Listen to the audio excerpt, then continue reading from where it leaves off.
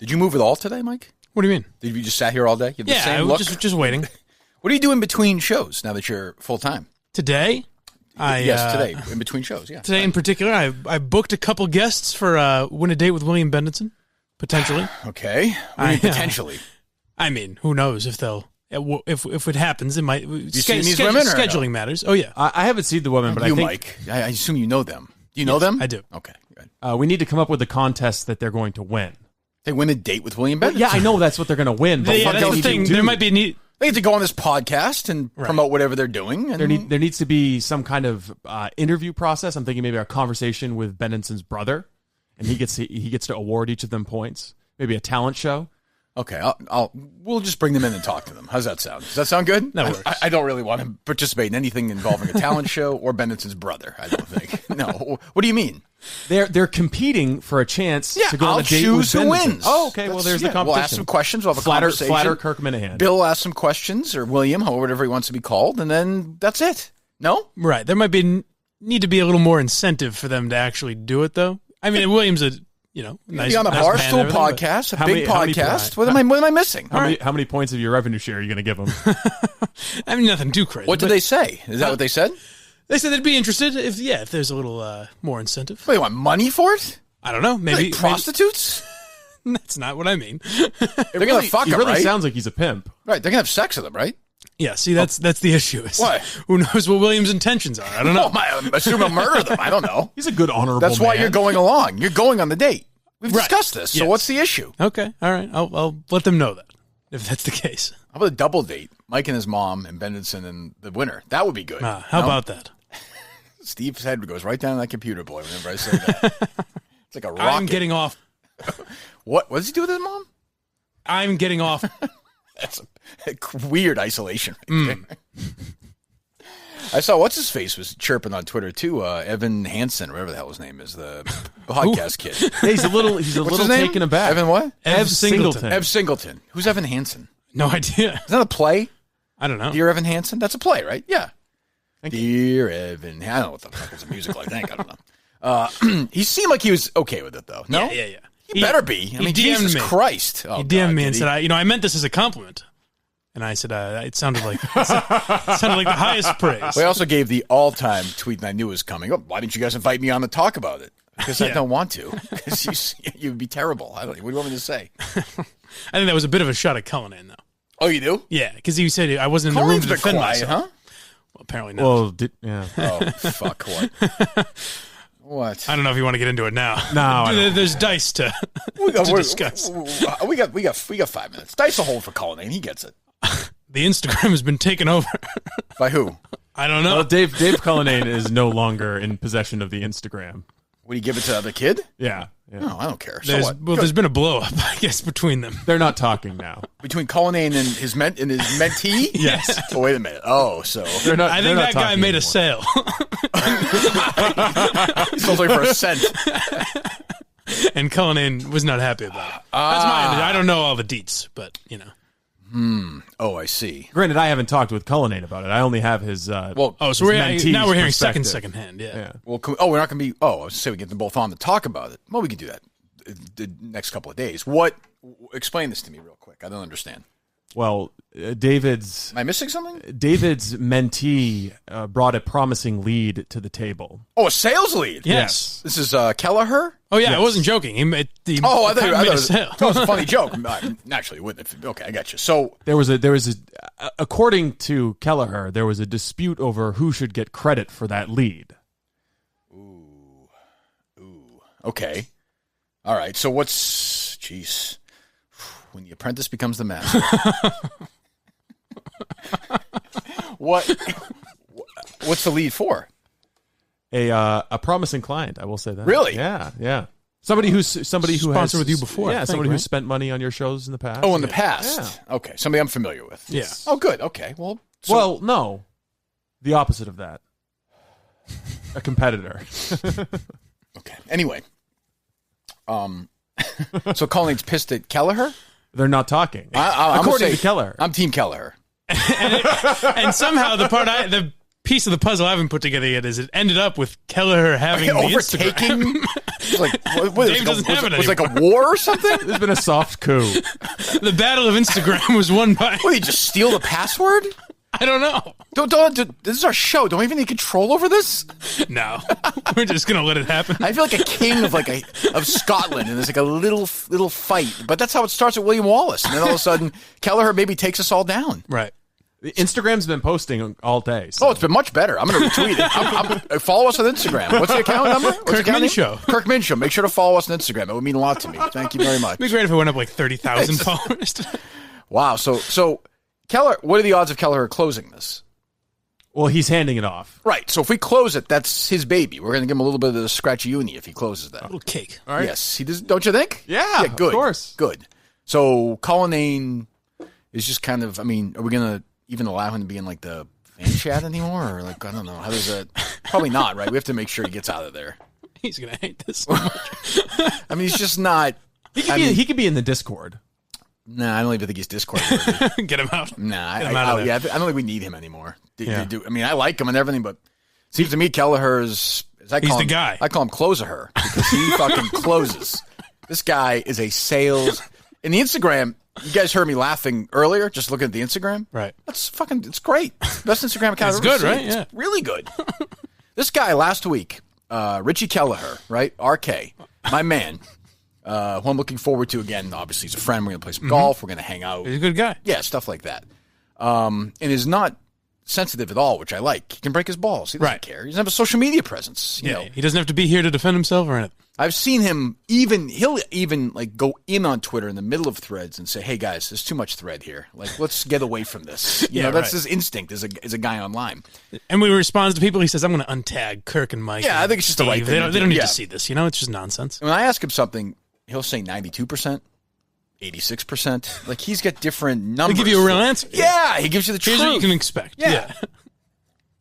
So it sounds to me like Kelleher, and I don't want to be graphic about this, flipped Cullinane over and basically fucked him in the asshole. Pretty much, right? That's what it sounds Okay. like. I don't want to. I mean, he owns Cullinane now. Yeah. And he has 2 kids now, and he's got a wife. Yeah. And Cullinane's homeless. He sure does. Right. We also have visual confirmation that he has purchased Roman wipes, so we know it was a good long fucking. Yes. Yes. And now he's moved in with the missus, and he's got his new baby and the other babies. So Cullinane on weekends can go visit the kid. That's Kelleher nice. allows him to do it. See, Kelleher's a good guy. Yeah, That's yeah. more the good guy coming through. Yeah. 92%. That's his trademark. And he's just like, I said, I called him the other day, Richie, on the phone. And I said, this sale, he's talking about closing. I'm like, how long's it going to take? No time at all, he said. Doesn't take any time at all. He says, Kirk, don't you worry about Yeah, he it. said, things don't take that much time. That's what he said to me. Right. And I respect that. I do. I don't know what to say.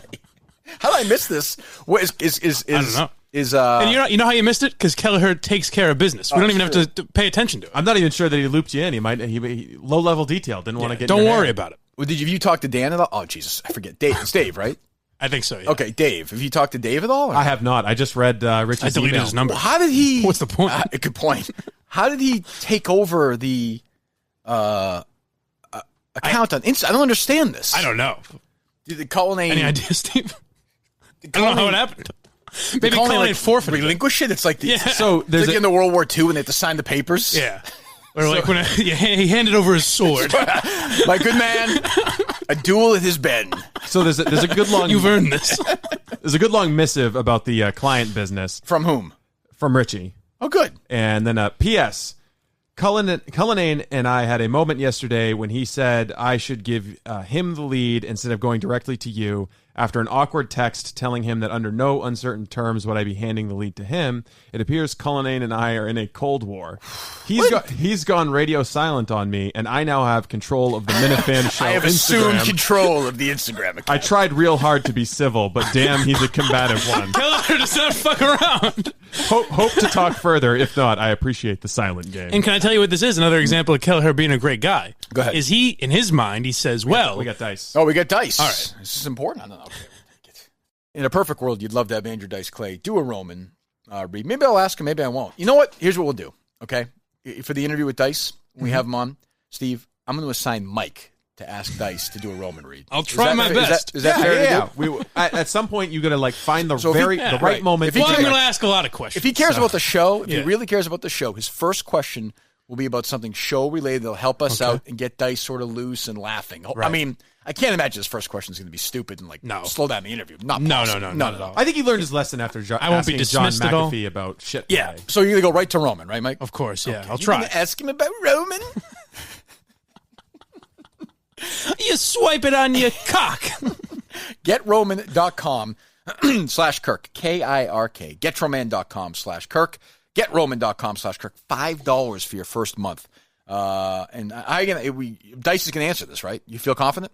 Oh, yeah. Oh, good. Oh, he's going to answer all my questions. I mean, if you're good at this, if you're Right. part of the show now, it's time to step up and ask Dice the tough questions about Roman, whether he swipes it on, what he does, whether he likes that stuff. GetRoman.com/Kirk. GetRoman.com/Kirk. GetRoman.com/Kirk. $5 the first month, and you help out the Kirk Minihane Show. I think we can double his revenue sharing points if he asks. Oh, great. Andrew Yes. Dice Clay Hey. about Roman. Triple it, you pussies. Fine, done. All right. Triple, done. Thanks. Done. Like, ask him.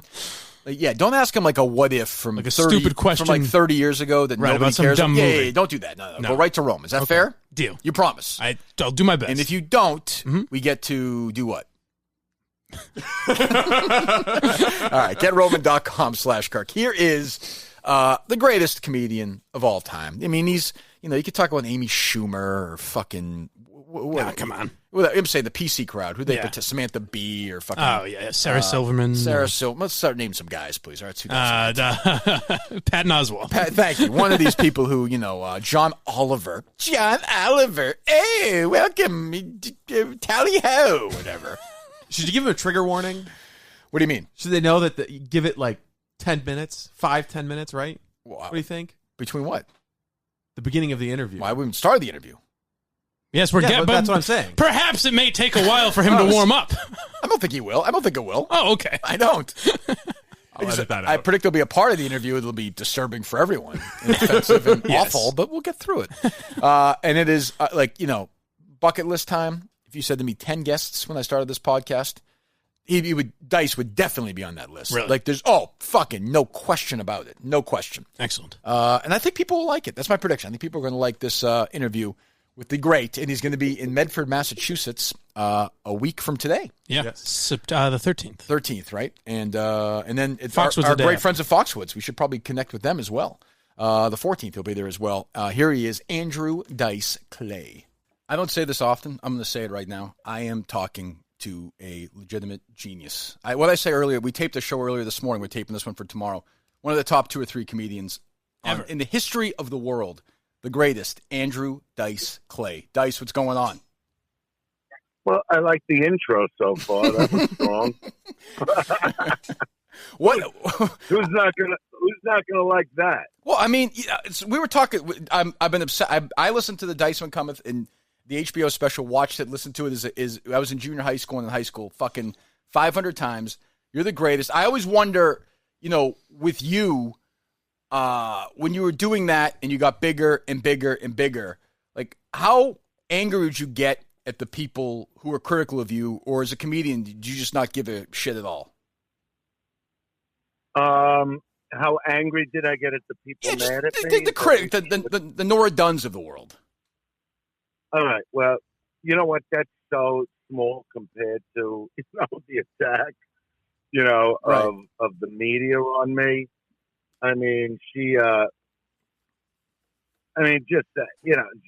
getting fired. Her contract wasn't getting renewed. Right. Really didn't have, just as a starting point, she was really just using me to hurt Lorne Michael, Right. because he wasn't going to renew her contract, which was up in 2 weeks. So she really just wanted to, in my opinion, create mayhem on the show. And all that really did, and I don't know since then. I mean, it's been a long time since then, but Yeah, up sure. to that point, it was just the highest rated Saturday Night Live ever, hands down. So she really helped build me, Right. rather than Right. knock me down. And what was funny about that is I mean, honestly, now and then you might see her like do a scene in a show or something. She's but gone. She was gone after. Right. It was done. The done was done after that. And I don't even say that with happy about it, because it was just stupid when you do a show that is character driven comedy. And you have the ultimate stand up who develop. And I'm not saying none of Dice is real as far as being from Brooklyn and attitude, but it's amplified. But yeah. when you create almost like an Elvis type of character as a comic for people, why do you walk off a show called Saturday Night Live, which is based its whole career on that? Dumb, right? She's Nora Dummy, not Nora Dunn. you know what? I saw. Go ahead. No, go ahead. But I will say, as far as all the media stuff, mm-hmm. At first I didn't get it, because, when I was just a struggling comic, I would get written up, like whether I'd be in Texas or New York or, Hank Gallo, who wound up, I think he created The Daily Show, but when he met me, he saw me at Caroline's. He was a writer for the Daily News. Daily News, yeah. And he wrote the first big article about me, like a full page in '86, called "The Dice Man Cometh," because he saw what was happening. And so guys like that would write me up like that, and it was all positive. And then the day my career, when I went through the roof, when my HBO special aired, which was New Year's Eve, 88 going into 89. Mm-hmm. The very next day, the New York Times started the whole thing by writing the headline, "The Demise of Western Civilization." And I was like, well, I was great up to this point. Right. Now that I'm going to make a few bucks, it's no good. But you're smart enough, but you're smart enough to know that when that happens, when the media goes after you, it only galvanizes your fan base. It's not dissimilar in a weird way to what Trump does now, where your fan base is like, fuck the New York Times, fuck Time Magazine, fuck Bill Cosby, by the way, who would always dump on you. All of them. Right. The only one that really backed me up 100% was Eddie Murphy. I mean, he was amazing with me. But other than him and Arsenio having me on all the time, right? Every comic was doing morning talk shows, like how I shouldn't even be allowed to perform. It was the crazy. So my wall personally went up. Like I didn't want to bother with anybody. Yeah. What I mean? The fans were amazing. To this day, they're amazing. I made it 30 years ago, and I'm cooking. It's just amazing. When you look, and but the media, came after me for years. There was no end to it. What? So you said, I'm always curious about your trace. So for me, you kind of showed up. The first time I ever saw you, oddly enough, was on Different Strokes as a kid, right? You were on a couple of episodes. You were like the bully. Yeah, as I was developing my acting career, I was developing my stand-up career. Do you move out to L.A. at that point? No, I was in L.A. by February. I know my career because people now talk to me about doing docs and sure, and like big like there's this one guy that wrote Straight Outta Compton. I've had some meetings with. He's writing like the Dice biopic, and so I know my history pretty good as far as when I started. I started at Pips in Brooklyn, September 13th, 88. Okay. No, that's when I got on stage. 78. 78. Yeah. September 13th, 78. Yep. Went on with a different act, obviously. Mm-hmm. It was the Jerry Lewis character, the Nutty Professor. Right. And I would turn into John Travolta from Grease. Right. And the place went berserk. Yeah. And it was an audition night, and I got hired to headline that weekend. And Paul Reiser and Larry Miller were on that same bill, and that's where I became friends with them. Mm-hmm. So Yeah, nobody goes up the first time and gets hired to headline the show Sure. on the weekend. Right, sure. It was just a certain kind of act. I'd end by doing the whole Grease Lightning number that Travolta did in Grease. Grease and Fever was still in theaters. Yeah. It was good. So right from the start, I knew I wanted to be the actor, but I figured why not use a comedy stage rather than go in acting school, let's say once a week. Why not use a comedy stage that I could be up there every night? Because producers, directors, they all go to comedy clubs. So I started in '78 September and wound up by February '79, which was the very next, like 6 months later. I'm at the Comedy Store. Oh, this fucking audition.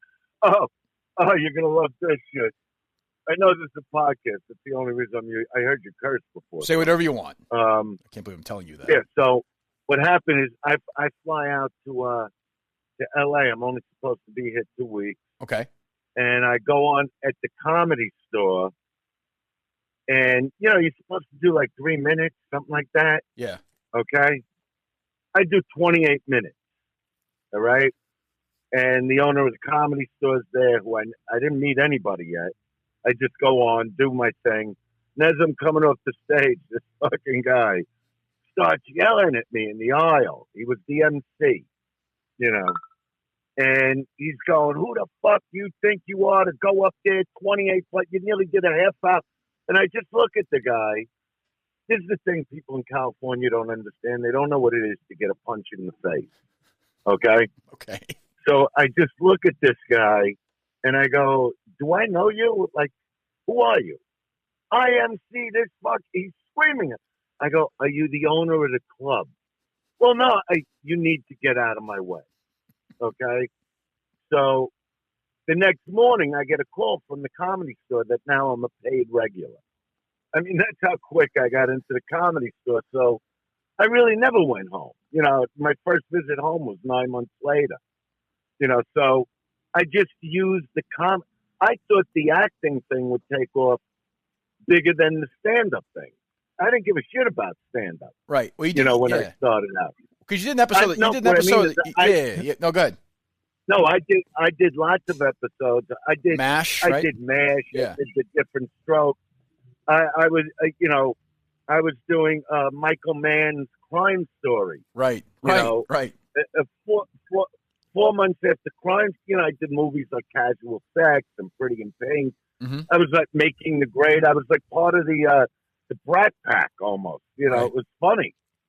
But once I did the Rodney special, and they were gonna cancel Crime Story, which had people like Dennis Farina, Mm-hmm. and not just everybody, Kevin Spacey's in it. Yeah. David Caruso, Michael Madsen, Ted Levine, just every guy that took off into the industry. Tony Dennison. I mean, it was an amazing show, but it was before its time. So the ratings weren't as big. It was regular network. And I go for coffee with Michael Mann, and I'm in a body cast because they blow me up out of a car, supposedly, Right. in the show. And I'm sitting there in Vegas. He drove me through the desert in his Camaro, and I'm falling all over the car like a sitcom, Now we're in a diner. No, listen to. Now we're in a fucking diner. We're in the Peppermill Diner in Las Vegas. And he goes, "What do you need to talk to me about?" He's still laughing from the car ride, Right. And I'm smoking a cigarette through the cast, one arm is up, and I go, "You don't want to cancel Crime Story." He goes, "Yeah, tell me why." He goes, "We're not getting the ratings." And at that time, this was a lot of money, what I'm going to tell you. And it was like $1.5 million to do an episode because it was the 60s, the time period. Oh, it was a period show. Yeah. Yeah, just to let you know what Crime Story wound up. In a few years after that, the movie Casino. It's the story. Crime Story is a real story about those guys. Real? Okay. Yeah. And so Scorsese took it and he made the movie Casino. Right. Because it was really, and I played in the series. The guy De Niro was in the movie. Oh, That was my part. guy who runs the If casino. you remember, Yeah. yeah, and if you remember in the movie, they blow him up also. Oh, in the car. Yeah. You know, He's going in the car. Yeah. Yeah, it's a true story. Right. You know, So at that point, do you just say, anyway? no, go ahead. No, but I'm sitting with Michael Mann, and I'm I don't know, 29 years old. I'm like just about the youngest guy in the cast, and he goes, "So why don't I want to cast?" I go, "You don't understand. In a couple months, I'm going to be the biggest star in the world, and your show's going to go through the fucking roof." And he goes, "All right, so how does this biggest star in the world thing work?" Right. It's hysterical. Right. Because Michael Mann, you know, he did giant movies. He did Miami Vice. Oh, yeah. You know, he's about, I don't know, how old was Michael at that time? Probably about 47 years old, I'd say 48, you know. So this is a seasoned producer, director, writer. And he's got this young guy there going, give me 3 months, I'm the biggest thing in the world. So he goes, "Well, how does that work?" I go, "Well, I just shot," and you got to understand, he didn't know I'm a stand-up. When I got the part, he pulled me off of an audition tape for the show. Right. So he just looked at me as an actor. I go, "Well, I just did this Rodney Dangerfield young comedian special, and when it airs, I'm going to be the biggest comic in the world." Yeah, that was your breakout for sure. Right? And but he starts laughing, Right. you know, and he goes, "Look, Dice, I love you as an actor, and I wish you a lot of luck with whatever, you know, skit you did on the Rodney." I go, "No, you don't understand." You know, okay. Let's cut to 2 years. So the Rodney special airs Right. exactly 10 years, February 13th, 88 now. 10 years after I started, okay, basically. Yeah. All right? So it airs on a Saturday night. Monday, I'm the biggest comic in the world. Within months, I'm doing sold-out arena shows. Yeah. How does that work financially? Like, so that happens. The Rodney thing blows up, like you said. Well, I mean, no, it was monopoly money. It was stupid. it just becomes ridiculous. total. You go from playing you go from playing 600 seat places to arenas. No. No, I wish from 200 seat places. Right. You know, to but see, I always geared myself as the Dice thing developed To get bigger and you bigger. know. Yeah, like I once had this by accident, of course. I'm sitting at a counter in Hollywood, California, in a diner called Ben Frank's, which is now. You ever come out to LA? You ever go to Mel's on Sunset? Yes, I have. Yep. All right, Yep.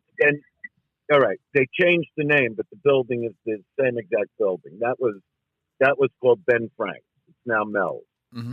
So I'm sitting at the counter, and all of a sudden, some guy goes, "You mind if we sit over here with you?" And it's Muhammad Ali, and I guess his bodyguard. All right, which I can't fucking believe. Right. I'm not even into sports or fight, but Muhammad Ali I follow because he's the greatest. Sure. That's all there is to it. Yeah. I loved everything about that fucking guy. Okay. So he starts talking to me because at first I'm looking down. I don't even know where the fuck to look. Why am I sitting next to Muhammad Ali? You know, having scrambled fucking eggs. Anyway, so he finally turns to me and goes, so what do you do out here? You know, and I'm like, "Oh, I'm just going to tell you, I'm the greatest also." You know, but kind of meek. Right. You know what right, I mean? right. He goes, "Oh, so you're a fighter? You want to be the greatest like me?" No. I'm going to be the greatest, but I'm a comedian. I go, "But I always loved your attitude, and that's the attitude you got to have when you're going for something like that, or else you never get halfway there, right?" You know. Mm-hmm. And he's looking at this guy, and he's putting his arm around my shoulder. I like this guy, you know. And I go, "Yeah, I'm going to be the biggest comic that the world ever saw." You know, and he wished me luck, and he was as cool as could be, you know. And even telling you this story now, it's like a surreal story. Yeah. And And then years later, after I made it, I was friends with his daughter, May May, who does comedy. And I told her the story when I met him when I was young. And she actually asked him about it. And she comes back, she goes, no, he doesn't remember. That's perfect. No, but what was great is, but see, I get that all the time now where people come over to me that maybe I met 30 years ago, 35 years ago. I can't remember. You can't remember everybody you met. Yeah. They remember meeting you because you're the guy that made it. But it's impossible to meet every hand you shook or everybody you took a picture with or talked to for 3 minutes. You can't remember that shit. But I remember it, and then it happened, you know. And then after the Michael Mann thing, 2 years later, we're at a party together, one of these Hollywood parties, and I'm talking to Michael, and we talk about that little meeting we had, and he goes, Dice, what would you have said to a guy telling you, right, you know, I'm going to, give me 3 months and I'm the biggest star in the world? You would have laughed in his face like I did to you, you know? Yeah, true. But it happened. That's the bottom line. Dice, how close were you? And to this day, comics want to do that. They want to become that. So I influence these. It's great that I've influenced these generations of comics. It's amazing. Well, it's funny. You were a sort of a you had this period. You were the biggest comedy star in the world of all time at your peak. Then you kind of went away from the public eye, but now it's interesting to see this generation of comics who aren't afraid to say that you're an influence. For a while, it was almost taboo. You had a huge fan base, but it's almost taboo to say, "Oh, I like Dice." But now it's as big as ever. Because it's the newer generation of comics. It's guys like Bill Burr and Joe Rogan that are, really confident in what they do. And especially Joe Rogan's been Joe Rogan goes nuts on the Angel Dice Clay Instagram because I do all these clips right with my opening act, Eleanor Kerrigan, who's now she's starting to really cook and headline all the clubs because you know how hard it is for a girl to open my shows, and she just fucking crushes everywhere. Right. Right. Like I'll say to her, "You're getting too good for me to follow." You know what I mean? And she's just amazing. But I'm saying, Joe Rogan just loves, these crazy clips I put up there. People actually go nuts from them. And everybody goes, it's got to be a show. It's got to be a show. If I ever meet the producer that'll finally do my show the way I want it done, I'll go back on TV and do it. And if not, I don't care. I just don't. I don't. I like the live thing now anyway. I got to tell you before I forget, because one with the fucking episode when Adrian Brody plays you on your Showtime show was one of the funniest half hours in television. How did that even happen? What how did that was an unbelievable episode. Well, it was an idea that that we had, to have somebody do that. And the manager I had at the time was friends with Adrian, and Adrian said, "I'm not even going to do any acting this year except for that show." Right. And we just became great friends from there. He's an awesome guy. He's just a great guy on top of, an Academy Award winning fucking method actor. He's amazing. Well, his performance is legitimately unbelievable. It was creepy almost. Yeah. I don't think it can bother me. Yeah, right. Because, when he would turn into it, he would stick with it. That's what method actors do. They become that thing, and that's what he did, and it was just amazing. Dice, I love that guy. How close were you to playing Pesci's role in My Cousin Vinny? And was it the SNL and MTV stuff that made that fall through, or was it something else? Well, I had a 3-picture deal with 20th Century Fox, and I can't go into that whole story. It's just too long of a story. No, lousy question. I think we've gone past the 10 minutes, but you guys are so cool I'm just enjoying telling you fucking shit, Well, because when I do these concerts, I got to come in. I don't even know what I'm promoting. What show am I even promoting? Medford. We're going to promote out by Boston. Yeah, we're going to be in. You're going to be in Medford, Massachusetts next Friday. Boston. Yeah, we're promoting it all week. Don't worry, we're going to promote the shit out of it for you. I mean, we're looking forward to it. No, what I'm saying is, I'm doing concerts on my own. Yep. Doing some concerts, me and Roseanne, Mr. and Mrs. America. Yep. Doing those shows. So I don't know what I'm even promoting when I make these calls anymore. Right. It's been pretty nutty, but then I'm on stage and I really get to enjoy it because I got all this. I don't live off, like when you talk about the Dice Man Cometh. I actually have to say I was pretty good back then, but now to see me, you're talking 30 years later, 30 years of doing my job later. Right. So if you watch that, sorry, Dice. So if you watch Iceman, like if we watch a Diceman Cometh together, like what would be now? 30 years later, I totally get it. What would you look at and say, "Oh, geez, like that doesn't work," or I would do that? No. If you want to know something, if they had that special today, it would hold up. Oh, no question. I'm just saying, my chops. It's like a musician or a ball player or like anything. If you're really into what you do, I've never lost that feeling to be the greatest. If I'm going to call myself the greatest, no matter who's out there, I got to be able to go on a stage and prove it. Anybody can walk around and go, "Oh, I'm the best there is." Yeah, show me. Show me how fucking good you are. See, I'm willing to go up there and prove that shit. So, about the only thing I use from the act that you knew of is the Mother Goose stuff, which I like to close with because it's just one of those signature pieces that your audience loves to do with you. You know what I mean? Right. So I don't mind doing that, and it's fun to do it, and it's amazing how much they love to do it. Oh, sure. Still, It's like, it's just amazing. Yeah. But other than that, it's like, the act is just, it's modern. It's today. I'm not living off of, let's say the gay bit from years ago. If I talk about anything, fagged out or something, it's from today. When I talk about the half chicks or whatever the fuck they are today, that became popular through Caitlyn, whatever. So I do bits on all of that stuff, but it's not from 100 years ago. And it's not from A to Z. When I go on stage, I really hand tailor the show for what I'm feeling from the audience. But you're not afraid of the.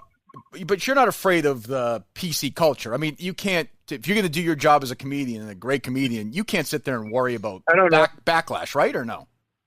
Are you kidding me? Right. That's what I had. Right. That's what I meant. I'm after what. See, today comics are afraid because they're trying to get on HBO and Showtime and Netflix. Yeah, you don't care. And those people turn around and go, "If you do this bit, we're not putting you on." So how do they start their career? I'm grandfathered in. I fuck everybody where they breathe. I couldn't give a shit. I say what I want. I do what I want. I've lived exactly the way I feel like living, even when I was being attacked by the media for, I don't know, about 5 years till I stopped doing the arenas. Right. In around 95, and then the media came after me because I wasn't selling out arenas. I was only doing between 5,000 and 10,000 seats a night.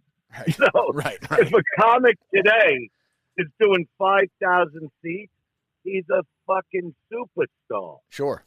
But when Dice was doing 5,000 seats, he's over. They just kept trying, but here we are, 2019. And I got to say, in the past, today, the present, and like always, Dice does the fucking. You're not going to fuck with Dice. The angrier you get me, the better I am. Dice does the fucking. That's it. I try to tell that to people. I don't know why. I can't believe that they don't understand. That's perfectly reasonable to me. Dice does the fucking. It's unbelievable. It doesn't matter if it's in my personal life or a relationship. Doesn't matter if it's in my professional life. When somebody tries to fuck with me, I'll look at them and go, listen, I know what you're trying to do here, but as I've always said, all these years now, and forever, Dice does the fucking. It's just the way it is. Even when I did Entourage, that show was on for 8 years, something like that. Mm-hmm. And I did the final season, which was the real starting point for my career again, to blow it up again. And then I went on to all these great projects like with Scorsese, all that stuff. Sure, Stars Born. And, yeah. But the rap party on the T-shirt wasn't a picture of the whole entourage. It was just me, and it said "Dice does the fucking." So what does that tell you? Please, I can't even take. I'm lucky I'm comfortable in my own skin, that I like being me. I wonder, because some people are just. Yeah, go ahead. Even my new chick, she, who knew really nothing about me, which is, she knows who I am, and she would hear me on Howard Stern all the time, and she did, just turn legal, so I got to give her that. She just turned legal? No, I'm messing around. I know. But she goes, because she's seen a bunch of shows now, and she goes, I can't believe how audiences react to you. And I'm like, sweetheart, listen to me. Look at me when I said, look at me when I talk to you. Okay. Reasonable. Yeah, sure. Let me just explain that the audience understands that Dice does the fucking. It seems to be the theme of everything. That's all I need you to know. Seems fair. That's a good relationship starting point. I said, when we get in bed, who does the fucking? I'm gonna guess it's you. Yeah, I thought that was gonna be. I mean, I let them take over at a certain point. Sure. Why not? Yeah. It's like show me that you could do the fucking, and that will make us a complete couple, and that's romantic. That is romantic. But it's so romantic when you're blowing your paste on somebody's chick. You know what I mean? I do. All over that cheeks and that fucking big fucking horse tits. You go. I mean, this is look at that. Look at that. This is beautiful. It is. He's so happy. That is really romantic. I didn't know you were so romantic. No, always. That's one thing the public never knew about me. Sure. You know what I mean? Yeah, absolutely. Absolutely. Like I'm nice enough to blow my load on somebody's tits and go, do yourself a favor, take a picture, and send it to all your girlfriends and go, guess whose paste that is? So that is really thoughtful. I didn't know you were that thoughtful. No, a lot of people didn't know that about me. Jeez, that's very sweet. No, it's just something about me. Like I try to, my sons are, they're the band No One Cares. I'm not really. This isn't me. This is the father in me talking about. They just did Sonic Temple. They've done Ozfest. They're like this two-piece great rock band called No One Cares. Whatever. Okay. Yeah. So they're in. The point I'm getting at. They're in their 20s.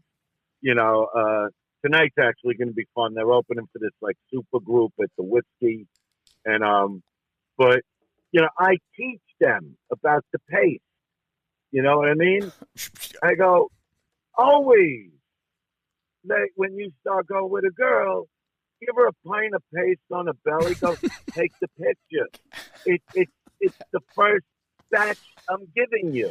So, and if we fall in love, you want to look back in the photo album, Sure. And instead of putting up pictures on Instagram and Facebook of the fucking sushi you ate that night, put your belly up there with my face. It's more interesting. So you're. You know what I mean?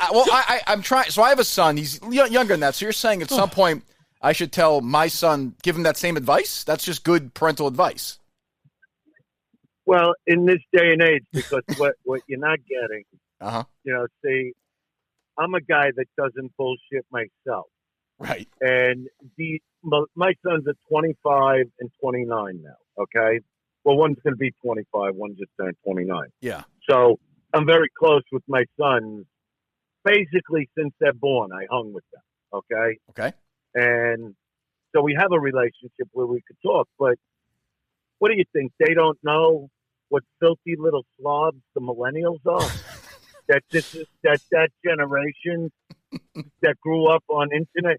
These kids are looking at porn in the fucking fourth grade. Don't tell me that, You know. please, God. I know. So- I know. No.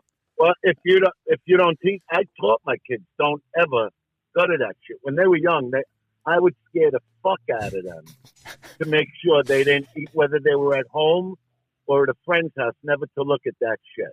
Right. You know, I'd mentally fuck them over. No, I got because you. I didn't want them. Okay, so they grew up half normal in that way. But Right. if you watch like the show that's been airing on HBO, Oh, Euphoria, Christ. Yeah. Euphoria. Holy fuck. That's scary. That's the scariest show of all time. I'm serious. do you know why? It's the most true show Right. about the millennials. Jesus Christ. That's the problem. Yeah. It means nothing for a girl to take 4 or 5 dicks in her mouth Well, and then go to the diner and wash it down with a cup of coffee. Means nothing to them. You know what I mean? So I had to make sure that my sons didn't grow up thinking that women, and this is the true side of me, aren't just, like to do like, the minute you with a girl, oh, stick it in my asshole. You know what I mean? I do. I didn't want them to grow up. No, serious. I didn't want them to grow up thinking that's what real romance is about. But the way they show Euphoria, a lot of parents don't watch their kids like that, so they grow up, and that's why Euphoria is so fucking frightening. But that's how they truly are today. That's what goes on.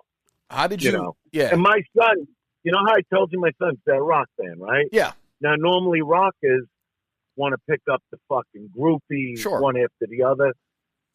My sons go through the same are looking for that like one special girl, not a girl that could shoot a carrot out of her box across the room and knock a candle off the table. They just want like one really. They're like old school as far as they're old school as far as how they think about women. They want to be like nice guys, not like I was. Right. You know what I mean? Yeah. You know what I mean? Yeah. So you're and definitely not like the millennials, who are just a bunch of dummies. So you're so real. I know you've given more time than we had asked for. We appreciate it, but can you just walk me through real quick how you wound up doing this tour that's coming up with Roseanne? Have you been friends with her for a long time, or how does that work? Yeah, I'm friends with her for a long time, and I hated. The girl was on Ambien. Number one, she's not a racist in any way, shape, or form. I know this girl 33 fucking years. Right. She was on Ambien. I've been on Ambien. What got me crazier was studio execs take Ambien and you know what happens. Anybody that's ever taken Ambien knows what could happen if you don't go right to sleep. Okay? You turn into characters. You fucking just put ketchup on both sides of the fucking refrigerator and eat it. This is what happens. Right. You know what I mean? Yeah. So she said something dumb, which, you know what? Personally, I never even listened to it. I didn't give a fuck. You know what I mean? Yeah, but doesn't it? So, no, I'm listening. But doesn't it scare you? No. Yeah, go ahead. No, go ahead. Go ahead. I got a question about it, but go ahead. So what I did, we were on the phone. I told Roseanne, why don't you just meet me in Vegas? I want to show you something. And I brought her on stage. She got a standing O. She got a standing O going off the stage. And then I called my agent to handle her and let's book some shows because I'm a guy that knows what it is to have everybody against me. Right. You know what I mean? Sure. And nobody coming to defend. And that's what I did with Roseanne. What I find amazing. Just a great comedian. Yeah. And, whatever you say, that's like blaming somebody for something they said on fucking LSD. Right. Right. Well, I just think it's amazing in comedy now. Like this stuff that's going on with Chappelle this past week. it's mind roasting to me. The comedian goes on, does their job, says funny, interesting stuff, and people want to silence them when they say shit. To me, it's just so wild. I mean, you know better than anybody. It's just wild. Yeah. No, wait. I got a question. Yeah. Because personally, I don't follow whatever Chappelle or any other comic does really. Yeah. But what happened with him? So Chappelle, So Chappelle does this Netflix special, right? And he goes in on everybody, the LGBTQ community, Michael Jackson. He defended Michael Jackson, and all these people are talking about banning him, and they need to do this, and they need to silence him. And the guy does a really funny 40 minutes of stand-up in a certain block, and it's mostly the really liberal block, want him not to speak anymore. It's madness. I mean, I know you know that. I love it.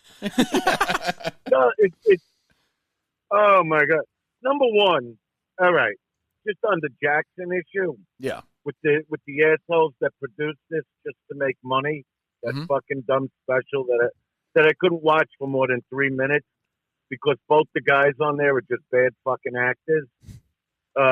You know, all right, this is the bottom line. Because believe it or not, I'm a guy that for the 3 months I was in college, I was going to go to college to become an attorney. Okay? Right. All right. So let's go back in time a little to the first time Michael Jackson was accused, you know, or semi-accused of fucking around with a kid. Okay. Okay? Yeah. All right. So even on that first time, I was with my second wife. Okay. Uh-huh. You know, I've had a bunch of wives. Okay. So I'm with my second wife, and I remember watching TV, and I just said to her, I go, never happened. You didn't lay a finger on this kid. And she goes, how do you know that? I go, you got to understand. And at that time, Michael Jackson was probably in his 40s already. That's probably right. Okay. Yeah. But you got to figure he started touring with his brothers at about 12 years old. So let's say he was, I don't know, let's say he was 18 when he started having sex with kids, okay? Mm-hmm. Supposedly. This guy traveled the whole fucking world over and over and over again. But when this kid came out and said whatever, the first kid, where were some other kids from around the world that he fucked around with that are now grown men that aren't afraid anymore to talk about it, right? Well, I'd say no, that's fair. No, but that's the bottom line. Right, that's fair. But I would say I didn't have one night stand. I fucked girls in every state I went to. It's what I do. That I believe. I believe that. So if one girl came out and said I had a one night stand with Dice, well, there's going to be 200 others that go, yeah, me too. Yeah, but you know what I mean? Sure, but I would say like, the bottom line. But for an example though, so when that woman sued Cosby in '95 the first time, no other women spoke up then. No, but you know what I'm saying. So but that had been going on for 30 years. You know what I mean? All right, but listen. This is going on. So now another kid comes out years later. Right. Okay. Yeah. Who, by the way, his father was a low-level movie producer. Mm-hmm. You know, who set it up, and that's why the kid at the last minute back then said it didn't really happen. So now here, years later, and Michael's gone, can't even defend himself.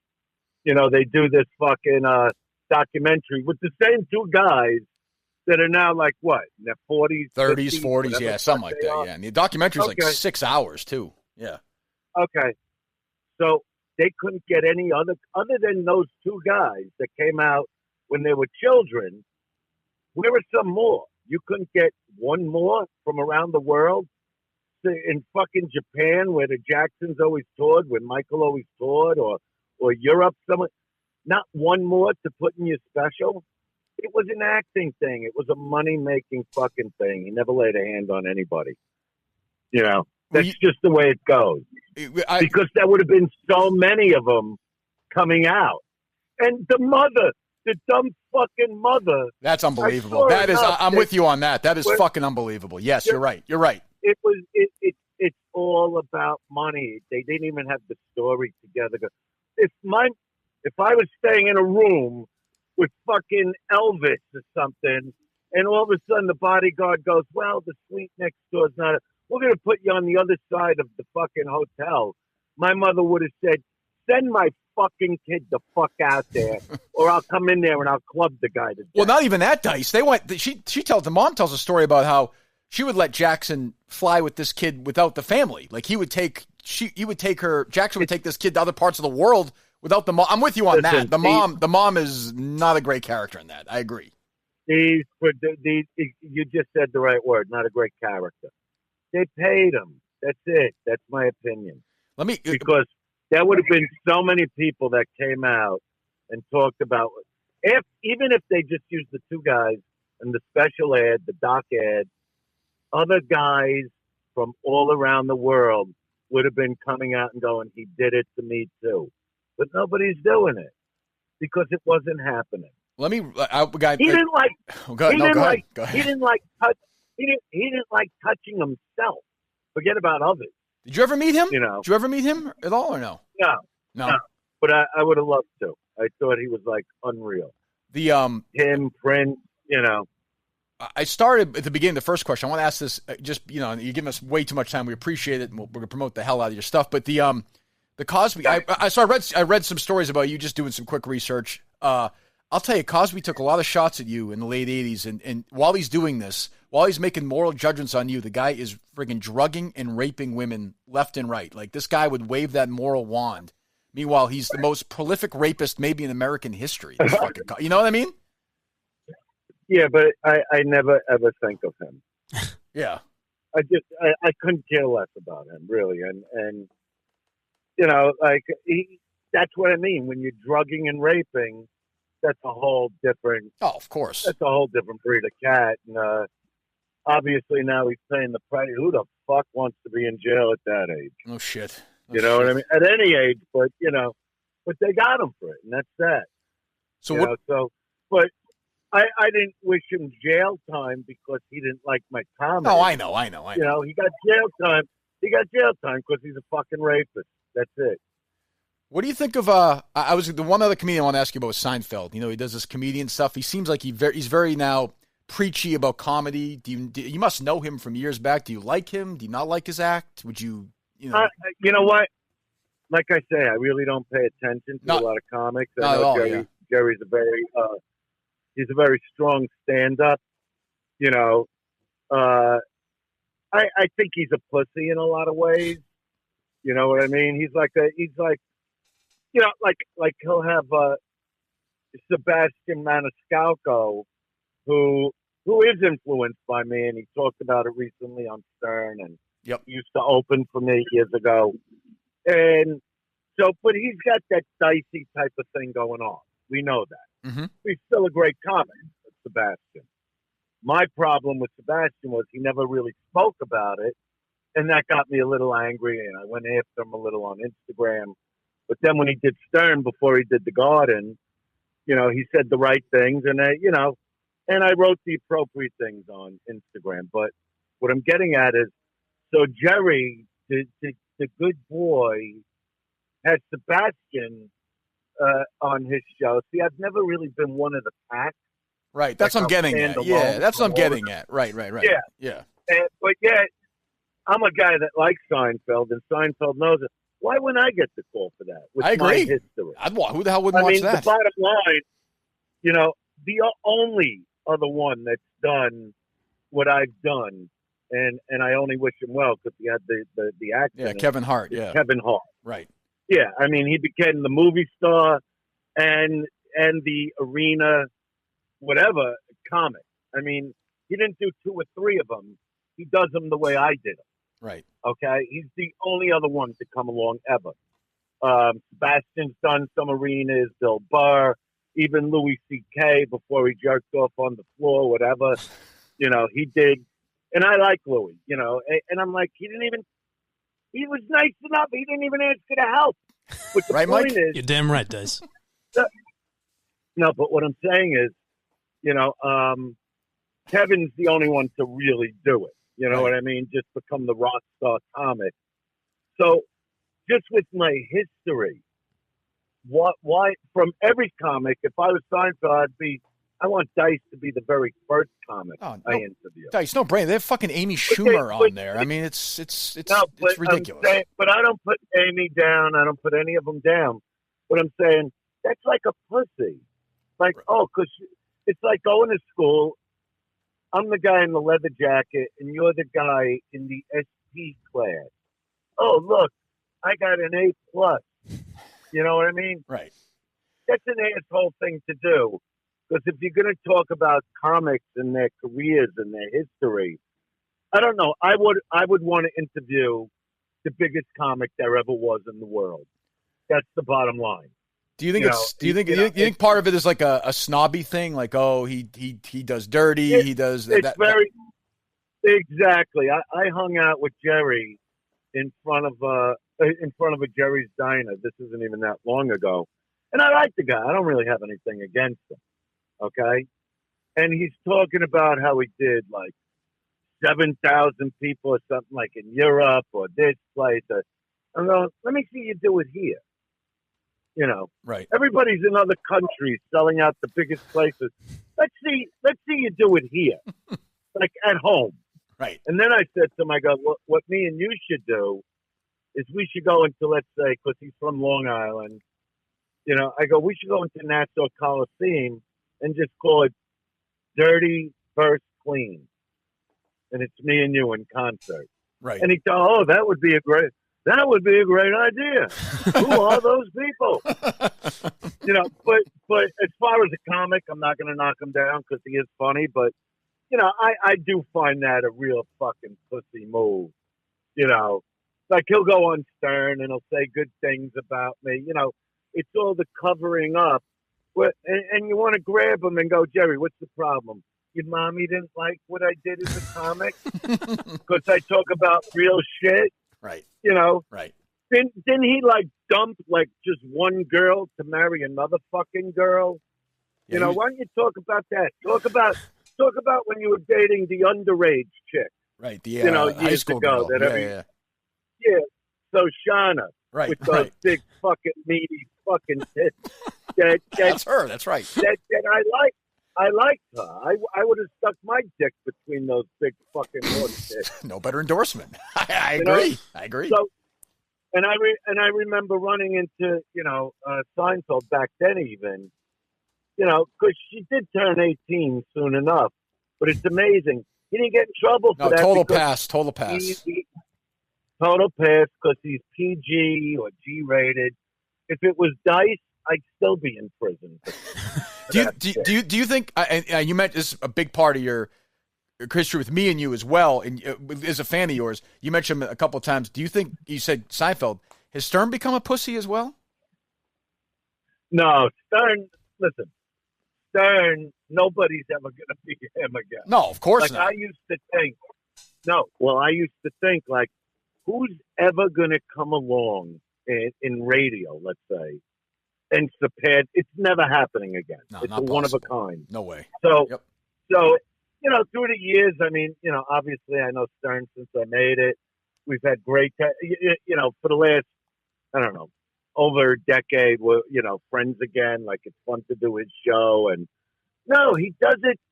I think he does it just because he loves doing it now. He doesn't need money or anything, right? No, he does it because he loves to do it. Yeah, no, he's not a pussy, and he took more chances than anybody in the history of radio. You know, but I wonder about it, and obviously podcasting is the new radio. Yep. Like, look at Joe Rogan. What does he have? Like 18 million listeners. Madness. Totally crazy. Yeah. What happened to your podcast, Dice? I liked it. You know, they paid me like $3 at the end of doing fun. So, and I really put my heart into stuff, you know, and I love doing it with my sons and Eleanor Kerrigan and my Uncle Lee, and we had some great guests. But, you know, it's like, you should have paid me a little bit more just to, it was like a bullshit thing. So I can't put that kind of energy into something, you know, unless I'm at least getting a salary of some kind. Yeah. You know, because I don't phone the shit in. Right. I didn't just make it just a podcast. I made it a reality show. you know, that with moving cameras that would follow me, and you know, Right, I liked it. There was a day you just left halfway through the show. Yeah, I think I forgot what my check was when I got it. It was like, well, I think I could go to Starbucks. You know, I think I got. It was just, and I didn't fight with the producer of the show. They're not bad guys. But that was the Gas Digital Network, right? Yeah, it was just dumb, you know. And it's like, all right, I'll buy it. You know, and I just sent them a text, thanks for it. Because what I enjoyed was doing it with my sons. We had a blast doing it, you know. And they actually opened up the studio in L.A. so I'd be able to do it. But it was like, come on, you know, I'm a guy that's been through it, so I know when I'm getting fucked over. At least that's what I thought, you know. Right. So I just stopped doing it, you know, because I got all these shows, I got all these concerts, I get offers for shit every week with the acting shit. I just fucking turn it down unless it's something special, you know, like the last thing I did was A Star Is Born. That was a special thing. Right. So unless it's something with great actors and, you know, I don't want to do it, you know, because you spend a lot of time on a set. Did you like working with Woody Allen? It was amazing, you know, and that guy, you know, when I worked with like Woody or Scorsese, for instance, these guys it's working with the very, very best there is. I mean, you know, any actor, if you ever said to an actor, you want to work with Woody Allen, you want to work with Scorsese, yes, of course. They're the best there is. They let you develop the character. They let you bring stuff to it. So, yeah, it was great. Yeah. You know, and working with Kate, you know, just the actors I got to work with. It's amazing. Right. You know, and she won the Academy Award. Yeah, Best Actress for it. Right. You know, and it gives me a chance to, you know, to stretch my acting, you know, chops out. All right. Well, yeah. Well, again, you stay way too much. We appreciate it. So you're going to be in Medford next Friday. Then you're in. We did a remote show from Foxwoods a couple weeks ago. You're going to be there Saturday, a week from Saturday as well. We'll promote that all week, and hopefully we can catch up with you again soon. Unless you want to stay on with us, which is fine with me. I don't care. No, I gotta go. But wait, when am I in Medford again? Because I don't really use the phone. You don't use the phone? Is that what you just said? You're a week. No, like there's. No, I gotta call somebody because I didn't know I'm leaving to go do this. A week from Friday. I thought it was like, I'll tell you right now, Dice. A week from Friday, you're in Medford, Massachusetts. I'll be there, by the way, at the Chevalier Theater. Then the next night, I know you're excited to see me. I'm sure you can't fucking wait to see me. It's be the thrill, thrill of your life. No, it'll be fun. Be like meeting Bradley. It'll be very nice. Be like meeting Bradley Cooper for the first time. You'll be overwhelmed. Then the next night, you're at the Fox Theater at Foxwoods. That's Saturday night. Oh, I do it. All right, I gotta make a call because you don't understand. I don't really believe in like the calendar system. You know what I mean? Well, you might want to. You might. I mean, it seems to be sticking around. I can't help you. I mean, this is Friday the 13th. You'll be in Medford. It's what it says here. And then next night you're at Foxwoods. No, I believe you. You know, but yeah. No, you don't know what goes on when it comes to that stuff. I'm stupid, so I got to call someone to make sure I'm like set up to go. Because I got to get over there somehow. I'm in L.A. right now. And then the Mr. and Mrs. America tour starts later on that week with you and Roseanne. You start out, you open it at the Paramount in Huntington. What the fuck is wrong with me? I just got back. No, really. You don't know. Go ahead. And you know what happens? I get yelled at for this shit a lot. Well, you know what I mean? Like, where are you getting confused? What's the issue? It seems pretty simple, no? No, what happens is I think I have like more time off than it is. Well, you got a week, and then I'll get a call like, am I packed? We're leaving and I'll be like, I didn't know it was this week. I don't follow all that, you know. So, all right, so I'll take care of it. I'm glad you're telling me, or else I won't even think about it. That's what I'm here for. That's what I'm here for. I gotta go. All right, we'll see you. I'll see you next week. All right, Dice. Thanks so much. I will see you next week. All right. Take care, guys. Thanks, Dice. I mean, you know. I mean, can we? There was a lot of offensive things said in there. Can we please cut out the most offensive thing, that my cousin Vinny question, and then we. I don't think we can cut out anything. That was so great. I'm so upset. I wanted that to be the only thing you said in the. I almost did just because I knew you wanted that. I'm happy. But luckily, you covered what network his podcast was on. That was critical. I'm happy I got to be here for that. What the fuck is the Gas Digital Network? But there is also It's okay. There is a level of fury inside of me. Why? You did fight. You stepped up at the end. No, I did not. I thought it was a good interview, though. No. It was great. Oh, how great is he? It was awesome. It's just great. I was laughing my ass off. I mean, at the beginning, he was talking, but I think he got, he warmed up. He just got comfortable. You warmed him up pretty good. He just got comfortable. Then he realized, okay, these guys aren't shitheads. Well, Yeah. I'm not. Well, The one. other guy, the other guy is. He did not. I don't It's think he such knew I a was great Mike moment, such a great blind Mike. Everyone hates him. Like that question, I could have easily asked that question. And Mike asked it immediately. He's like, I don't want to fucking talk about that. I'm asking all these questions about the old days. Yeah. Mike asked a question about the old days. He's like, I want to talk about the old days. And there were other questions that I know. The worst part is you go, oh, come on. And there are other questions you asked. Like you asked about Stern, you asked about Roseanne, shit I wanted to ask. And I know that if I asked those, I would have gotten, oh, come on. And he would have gone, yeah, what the fuck is that? I think the first two questions were your best, though. What's that? Yeah. Yeah. There were a couple that made sense. I wanted to ask. You sound like MHB. Dice. That's exactly what it was. That's exactly You know what what we it should was. have done during it? I fucked up. I should have had him do a Roman thing. Yeah, probably. Oh, man. I mean, he might as well have. That's a good point. With the painting your chest. And There's a lot going on there. To have Andrew, you have to understand, like, for a minute, you have to understand, I know you're a huge fan of his, Mike, I totally get it, but, I grew up, like, if you had told 13, 14-year-old Kirk Minihane, Yeah. they'd be doing a show where Dice Clay would be doing basically a bit for you on the phone, Yeah. I would have been like Bruce Springsteen showing up to my house or Larry Bird to fucking shoot hoops. Right. My question is, what are horse tits? They're big, I think. big tits, Yeah, big tits. Horse tits? He's like, so everyone gets caught up in, and that was really fun. He goes on that rant. But like, he's a smart guy. When he talks about Seinfeld being a pussy, he's exactly knows what right. he's doing. Yeah. Like Seinfeld, if he's really going to be intellectually honest and does comedians in the car getting coffee, You'd have Dice on. he's had Sarah Before you have Jessica Matthew Parker Broderick on and Matthew Broderick and Alec Baldwin on twice. Like, Dice is a great comedian, and those guys, their career parallel. They start at the same time. Dice has been doing it longer than Seinfeld. Yeah. And he's also an outsider. To me, that's a fascinating. They both grew up in the same fucking town, basically. I was surprised. I kind of thought when you asked about Seinfeld, I thought he was going to give like, I like him, but I was. Well, he did say very that. happy In a with his way. answer. He did Yeah. say. Well, I think he's I not like him, but he's a pussy. Yeah, and That's he's the thing. Dice is very honest, a lot more honest than a lot of comedians. A lot of comedians probably think that type of shit, but You had mentioned a couple of days ago you were worried that he may be more PC in today's culture. Do you still have that fear, Mike? did I say that? Yeah, you were saying he did. You heard him do a bit about. Oh, no, Yeah. not more PC. I heard him do different stuff than he used to do. But yeah, no, I'm not worried about that now. I don't think it's a concern. No, anymore. not at all. Do you think he was telling the truth about Stern, or do you think he was playing nice? Because he seems to care a lot about what Stern He thinks. likes Stern.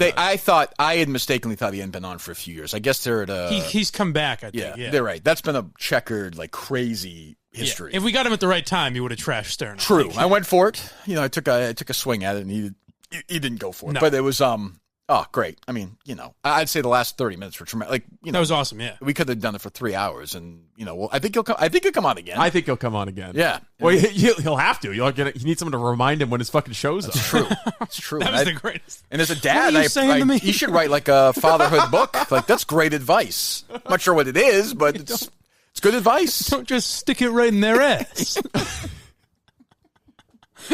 I'm going next Friday though, for sure. I am too. Yeah. Are you going? Yeah. I won't make eye contact with you. Don't worry. Good. I appreciate it. Is there You anything- wouldn't see me anyway. Is Fucking there trying to wave you down and ask a question. Dice. No, that was the other thing. Steve goes, "You're next," and I went to ask a question, and you just asked. I did do that. I did do that on purpose. God I did damn do that on it. purpose. I was furious. That my cousin Vinny question was, can I just give you a little, are you open to criticism or no? Yeah. Okay. As an I want- interviewer, yeah. I think I'm a good interviewer. Yes. Right? So like, you have to ask that. You asked it fast. I know you were nervous, but just Well, sort 'cause of. the I'll tell you I why. know. Oh, Yeah. good. But you know what I'm saying? Yeah, yes. Okay, all right. But I'll tell you, because I was nervous I wasn't going to get it in. Because the first time I wanted he to ask him, talks. I wanted to ask him about. What did you say? Well, he got into that Michael Mann story, Dice, and I was like, ooh. I don't know. What were you Yeah. nervous about? Getting in You it. heard me. No, I didn't hear you. What did you say? No, you heard me. We've got it. Yeah, go ahead. I wanted to ask him something about Eddie Murphy, but then I tried to, and he just kept talking, and then you Yeah. asked the question, so I just got away. So when I had a chance to ask one, I was like, Joe Pesci. Yeah, he was a third. He's a third, which is the third time you sort of interrupt him going back and forth. He's quiet. So you got to kind of go when he starts, but he was fucking great. That's what I was going to ask you is, should I do that? Because I don't want to do that to you. You know what I mean? What, if you're on with him? Yeah, no, what I'm saying is it's your show, so I don't want to interrupt both of you. I don't want to interrupt him and you and be like, hey, let me ask this. Yeah, you were an anchor. Yeah. Yeah, you dragged the whole interview down. Well, there's no way that's true. Well, you need to be able speak. to you need to be able to communicate with sign language. Would you put it this way, if you were just Mike Geary, not Blind Mike the star, wouldn't you listen to this conversation between me and Dice anyway? Yes. So there you go. Yeah, you got to participate in a way. A little podcast early. question. A little early. Nobody knows anything about that, but that's okay. We need to he was doing we a need some podcast. kind of system for you guys to communicate. During interviews? Yeah. Yeah, he should just shut the fuck up. I did. Eventually. Dice, how close you get the part of Joe Pesci's role with My Cousin Vinny? What'd you think about that? How about your podcast and what's going on with the Gas Network and everything? The reason I said the Gas Digital Network is because people might be wondering who didn't pay him. Why? Huh? Who would be wondering that? I don't know. I don't know why I showed up for this. You did fine. Could have just listened. You did fine. He was great, though. I mean, how great was he? I mean, he's a great character, great, unbelievable career. And there were 50 questions I could have asked him. Once we started really getting going, next time I think, it'd be, we're in Watertown. We got a nice studio. He's in town. Maybe he swings by in the afternoon. Yeah. No? If he remembers. You don't think so, Steve? They say he doesn't do in-person interviews anymore. He did it with Stern. He might. And he just did one with Cumia like a month ago. Yeah, I mean, he doesn't with Rogan. I mean, no, I know these are big, but they're his friends. Yeah, sure, but maybe I'll send him a nice text message after and say, hey, yeah, like you to come in the studio sometime. For a couple of tickets for the show. Just responds, who the fuck is that blind guy? Who Who asked that Joe Pesci question? Fucking My Cousin Vinny. I'm never doing it again. I joked around today. It would be funny if his wife got offended. He actually was like, I don't want to talk about that. To be fair, all he said was like, it's too long to get into. But it was perfect. It wasn't the McAfee show. But it was perfect. I know. It was coming. I know. Come on. I know. It was.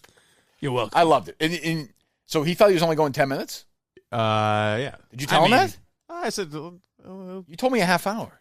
No, I told him it would be like 15 minutes to half an hour. I told his assistant that anyways. Okay. But then, I mean, he called. Seems like his assistant does a really good job. He called 2 hours and 45 minutes before the interview. That was great when he goes, I gave you more than your 10 minutes, but I like you guys. And I was like, wait, what? I was like, oh, shit.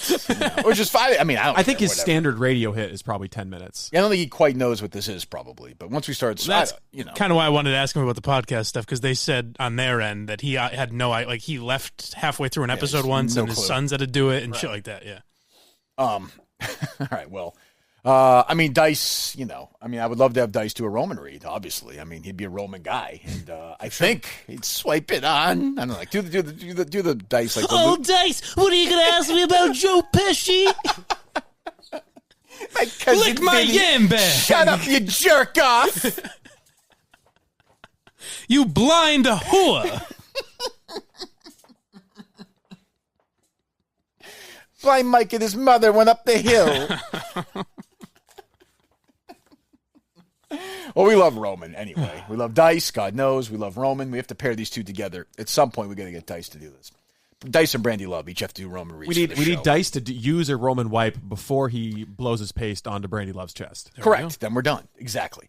GetYourMan.com, GetRoman.com, $5 for the first month to support the Kirk Minihane Show. And think of the guests we have. We're not going to be fucking bringing in these. We have the people we want. Look at the last 3 guests we've had on. 4 guests, I guess, if you want to be honest. Put these people in the same room. Brandy Love, John McAfee, William Benditson, Andrew Dice Clay. I mean, tremendous. Wouldn't that be a great show? That old Favreau show, Table for 5? Have the 4 of them having dinner together. Who wouldn't watch that? The fact that I technically got to speak to Dice and William Benditson in the same day. True. A real dream come true. True. I mean, and Brandy Love likes you. Remember that. For all your Brandy Love is still your high the one, yeah. Correct. That's still your high point. Yes. So GetRoman.com, GetYourMan.com, $5 for your first month, unlimited swipe, so you can put your paste all over, horse tits all over America, I guess, or the world. He's the greatest. GetRoman.com, GetYourMan.com, GetRoman.com. This interview, of course, was thanks very much to Sean or Stan? Jim at Red 13 Studios I think it's Stan. There's no Stan here. There's a Sean. Sean was up. This is Sean. Jim is a Stan for Dice. It's like having 2 Dices here, isn't it? What did that mean? I want Steve Dice, where Steve becomes like Dice and does a whole bit. Rolls those sleeves up. We can see the tattoo. Protestant. This is some nursery rhyme. Red 13 Studios, Tom Brady, Under Armour, if you want to do your podcast. But these guys were really gracious to let us come in here tonight and tape this. And they seem cool, right? We're good? Yeah, they're Good to big go. Dice fans. Big Dice fans. And they're big Minute fans as well, I think. They are, yes. Red13studios.com. Red13studios.com. Anything else we want to get to before we wrap this baby up? No? You give me the no like we got to go?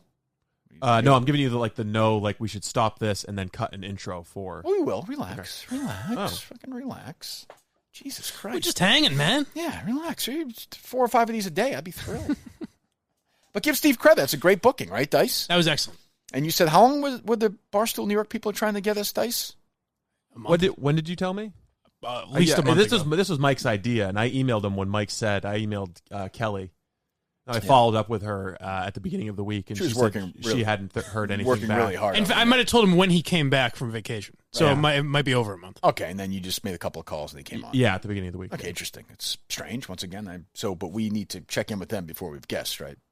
Okay, We should, yeah. Just in case. sure, absolutely. Next comic I want on Godfried. Yeah. Right? Yeah, I think he's next. That Don't should you? be, look up his tour schedule. If he's Yeah. coming to Boston. He'll be around, right?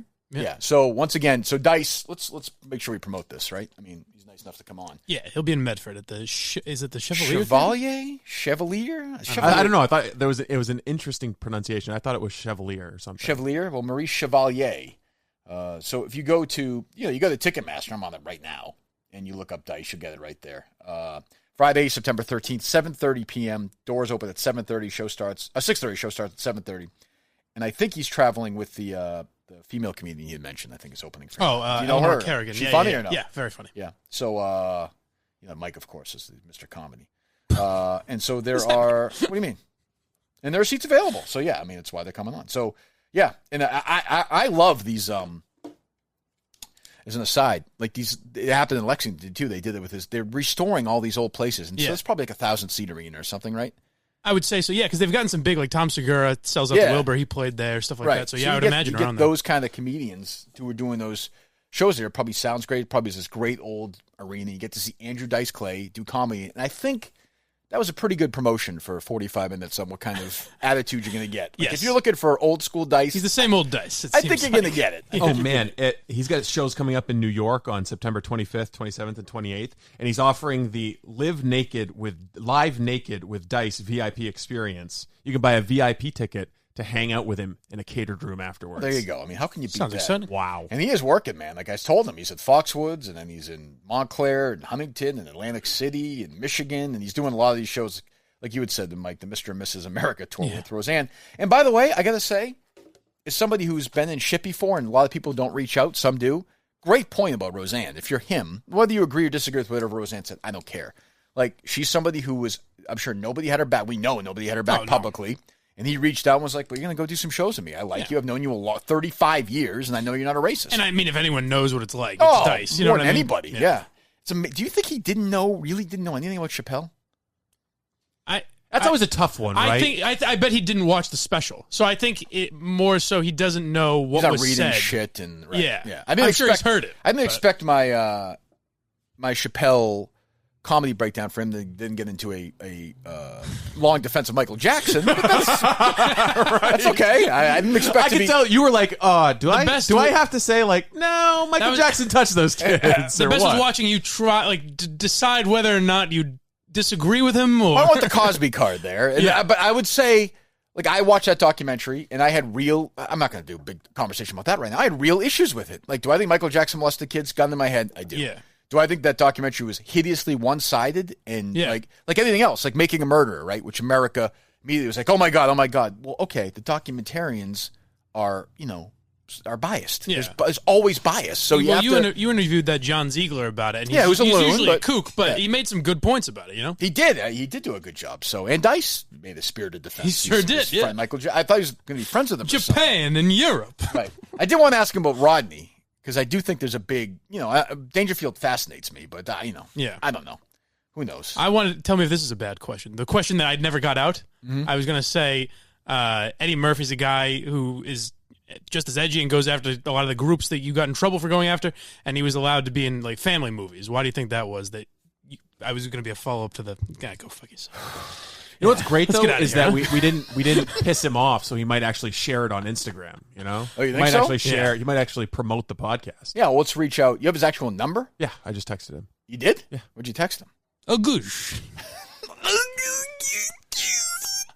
I actually just sent him one of the stock dick pics I have good. on my phone. Yeah. No, I said, thank you for being so gracious with your time. That was amazing. I will send Annie a link to the podcast when we put it out if you want to share on iTunes. Now drink Kirk my will see banana you juice. next week. Yeah, excellent. Kirk loves you. He's should have said start how we start up the Dice When Cometh. So I got my tongue in this girl's ass. When you're online at the bank. When you're online at the bank. I'm sure he loves having people repeat his own bits to him. He might like it sometimes. Next time he's on. And she turns around and she said, why are you doing this here at the bank? What the fuck? Why is that funny? What do you think do you think Shirley will like this interview or no? Oh, yeah. Yeah, she will. For different reasons than we did, but yes. I don't think you said anything politically incorrect. Well, I would say I didn't get in the way of anything that was said politically incorrect either, Right, but I have yeah. but again, as I said to him, and he agreed, and he knows, he's a fucking comedian who's go like, fuck what am I yourselves. saying? Don't speak your mind. Like, these are your thoughts. Fucking say them. You've been doing, he's right. He is grandfathered in. If he's the greatest of all time, whose business is it of ours to censor him?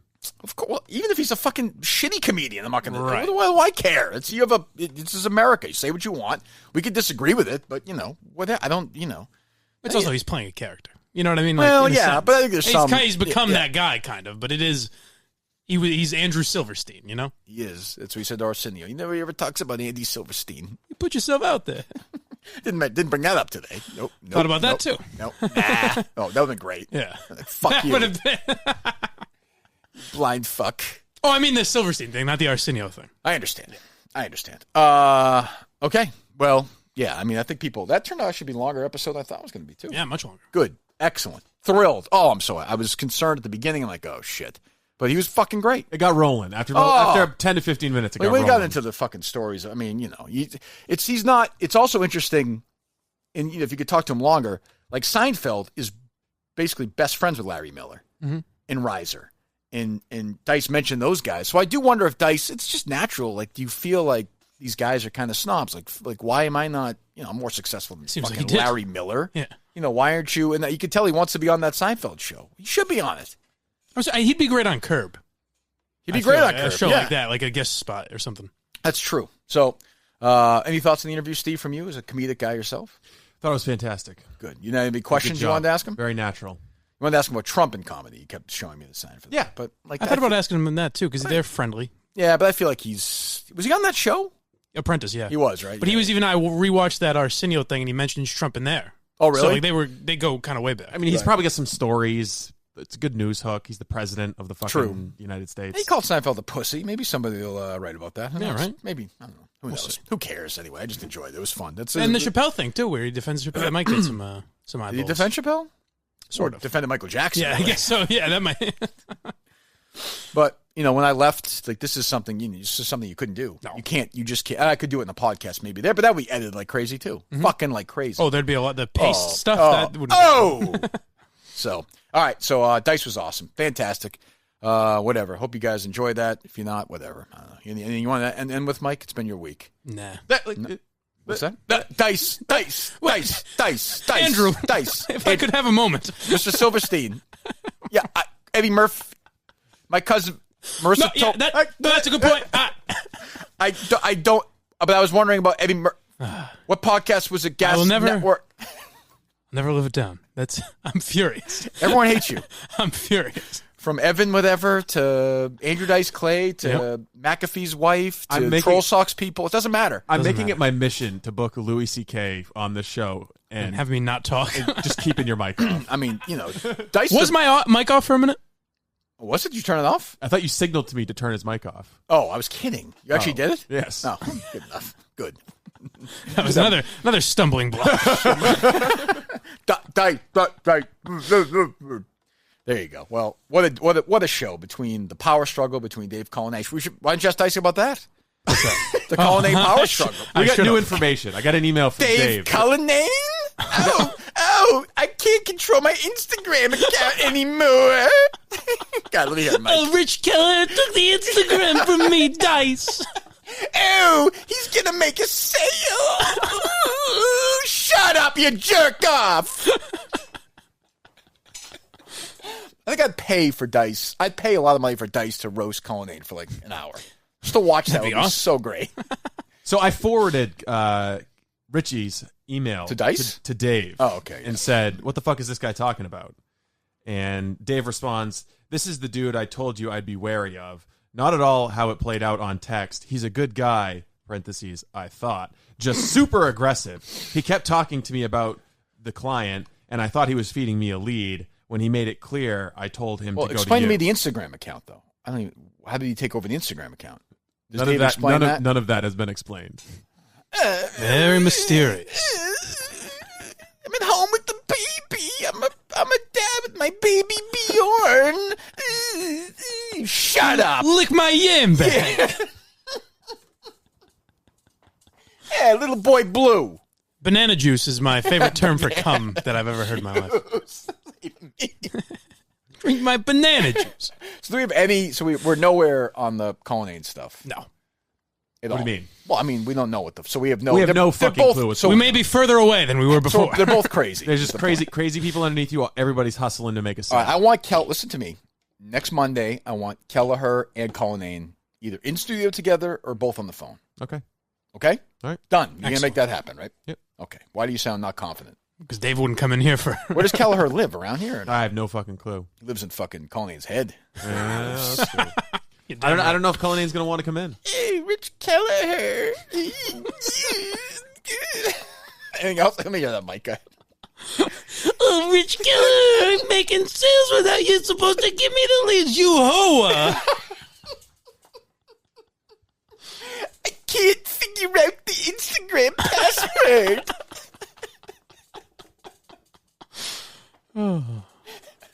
Be a man. I like you guys. I mean, come on. It doesn't get better than that. No. Dice gave us the I like you guys, which meant plural like. I include myself in that. Yeah. It has to. Was that post My Cousin Vinny? Yes. Oh, good. Well, good. Yes. Okay, good. I'll have to go back on the tape. Right. In fact, I think it was in response to that. He's like, I gave you more than your 10 minutes, but I like you guys. That would have been great. I mean, the last 40 minutes were awesome. Imagine if he just hung up. He just if he did like the poor noise sound, like, just All right. just hung up. He's furious for the first time ever. He's like offended.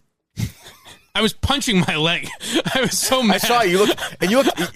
Steve Motion, you looked like I thought you were going to cry. You looked so angry. I was furious. I was so mad. I was laughing and angry at the same time. Like, what the fuck are you going to do? You can't gasp. You can't walk Well, you had out. to appreciate the moment. I did. I understood. From a show And I perspective. almost didn't ask another question just because I knew you thought it would be funnier, but I wanted to get that Right. last one. You wanted to ruin the funny thing. Yeah.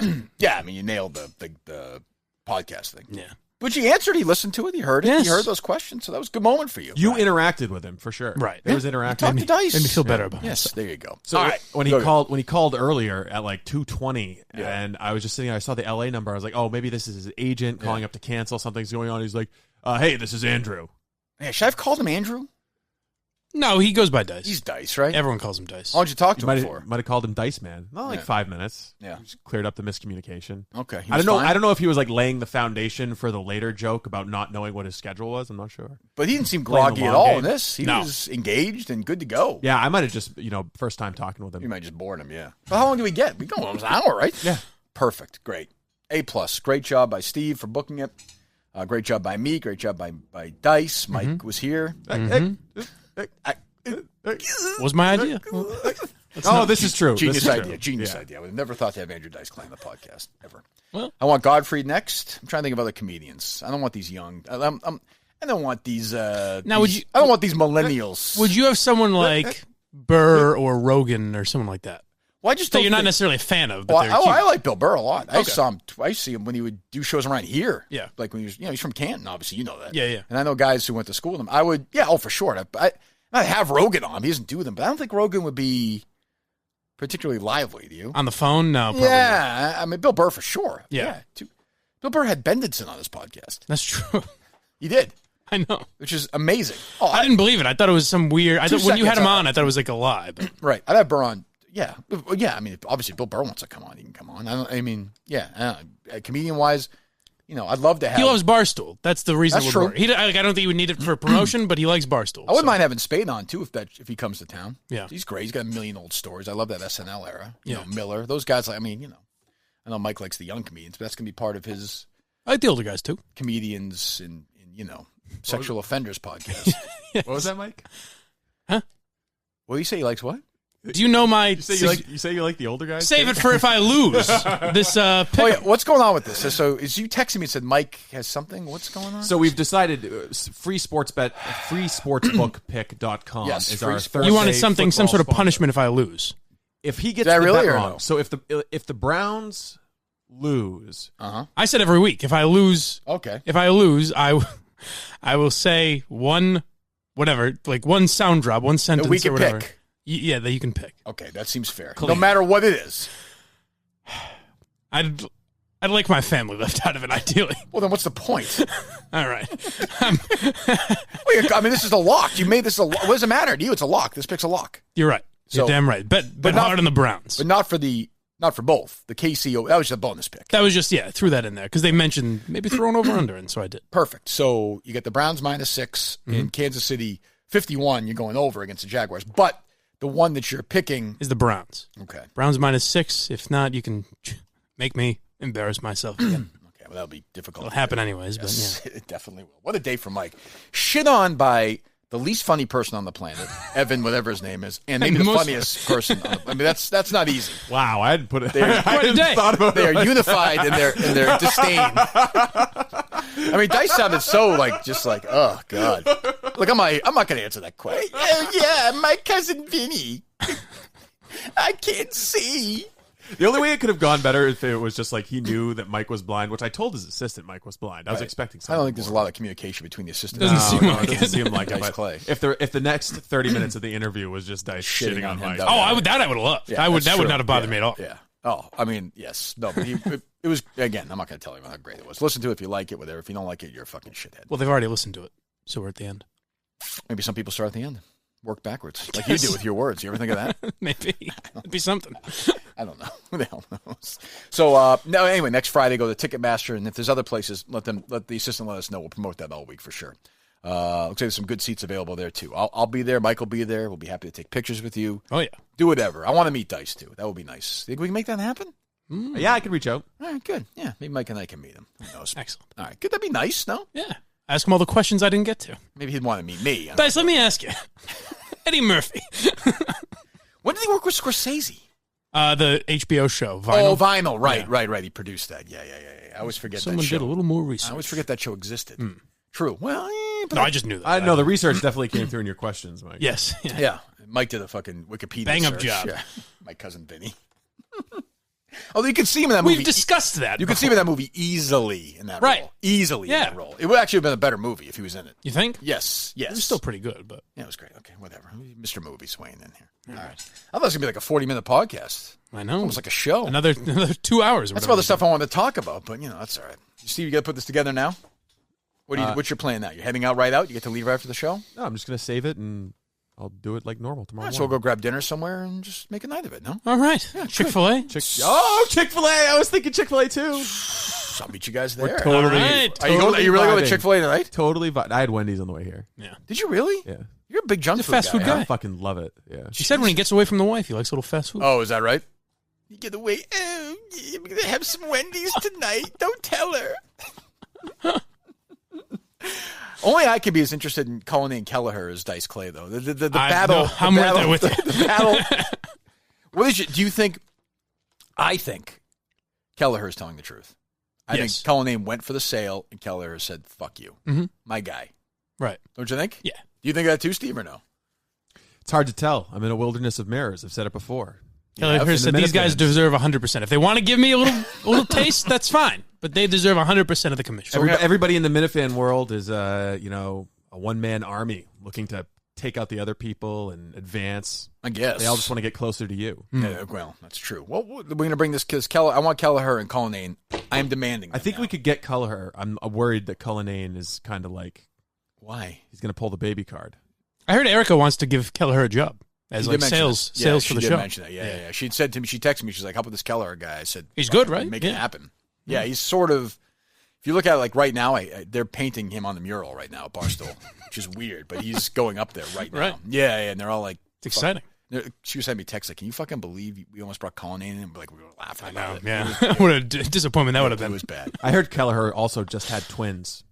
Triplets. Ooh. Triplets? Yeah. Oh, good for him. Yeah. His seed is his banana juice is unbelievable. Viral. Yes. Delicious too. I'll say it. Came on her stomach, and she's still just fucking triplets. She had a kid, slid right down. It went right down between those horse titties, and she had triplets. Unbelievable. What a show. God, what a show. All right, see you later. This was pretty reprehensible. I don't know how it can be anybody's idea of humor.